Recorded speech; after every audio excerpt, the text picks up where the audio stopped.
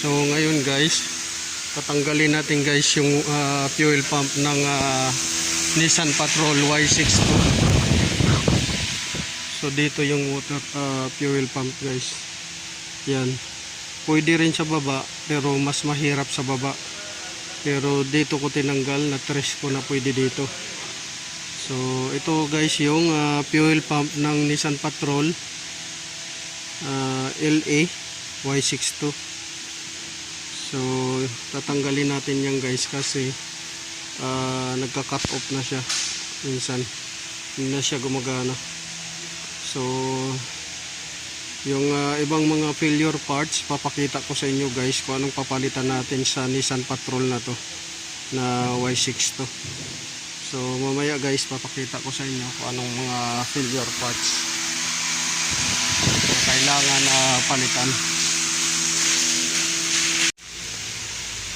So guys, ngayon natanggal na natin yung fuel pump in tank ng Nissan Patrol LA na Y62. So nandoon yung Nissan Patrol.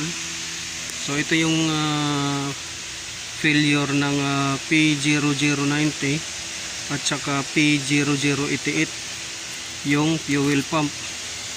So nag-stop na siya minsan, kaya nag-hard starting. Sa unang pag nakaparada ka lang ng 5 minutes, nag-hard starting ka agad siya guys. So ito naman siya ay ang code nito P1093, yung actuator motor, BBL actuator motor P1093. Ito siya, BBL actuator motor P1093 yung code.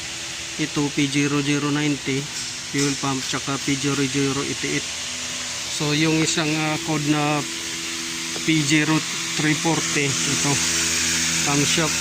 camshaft positioning sensor. Ito yung siya guys.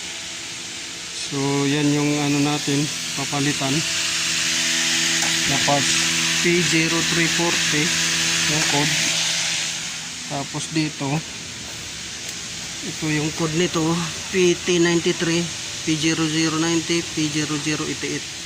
So itong na to, yung failure naman nito sa charging, ito siya guys, mataas na yung duty cycle nya. Yung minimum lang dapat niya 30%.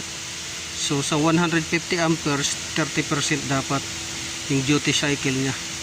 So ang nangyari nito, 150 amperes pumapalo na siya ng 45%. So mataas na, mayroon na siyang short circuit. Ito naman nag-overcharge na siya. Ayan, lumubo na yung battery guys. So ito yung papalitan natin, battery, alternator, actuator, motor, pump, tsaka sensor. So sundan nyo lang guys yung ginagawa nating sasakyan Nissan Patrol. Yan.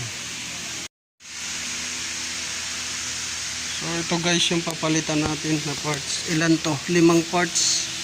So ito BBL actuator motor, fuel pump, camshaft positioning sensor, alternator tsaka battery.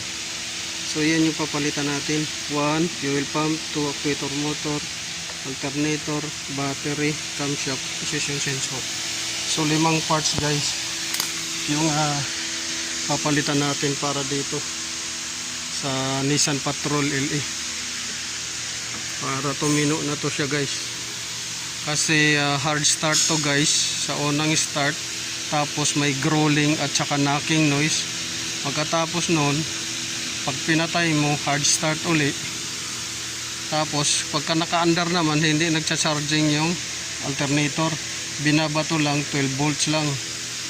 So kahit mo, hindi kagagamit ng accessories, ganun pa rin yung niya, 12 volts pa rin gagamit ka, 12 volts pa rin. Minsan nagda-drop to 11 volts tapos namamalya na siya. So yun guys yung susundan nyo lang guys yung nito guys, diagnosing at saka repair natin guys. So maraming salamat guys, paki-like, share, subscribe my YouTube channel at saka paki-click ng notification bell button guys.